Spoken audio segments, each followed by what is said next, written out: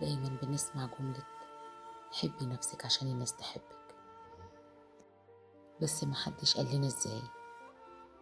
هو الحب ده زرار بندوس عليه؟ الحقيقة إن حب النفس مش كلام قدام المراية، هو أفعال بتعمليها لما تكوني لوحدك عشان تثبتي لنفسك إنك غالية فعلا. بعد أي علاقة استنزفتك صورتك قدام نفسك بتتهز.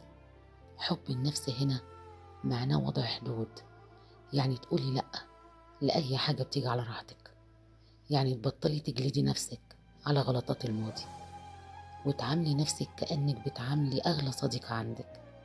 لما بتهتمي بنفسك داخليا وخارجيا انت بتبعتي رسالة للعالم كله: أنا لا أقبل إلا بالتقدير. قاعدتنا في التعافي: أنت لست ما حدث لك، أنت ما اخترتي أن تكوني. ابدأي النهاردة بحاجة صغيرة، هواية قديمة، خروجة لوحدك، أو حتى وقت سكينة مع قهوتك. الحب اللي كنتي مستنية تاخديه من الشخص الغلط وفري لنفسك، انت أولى بيه.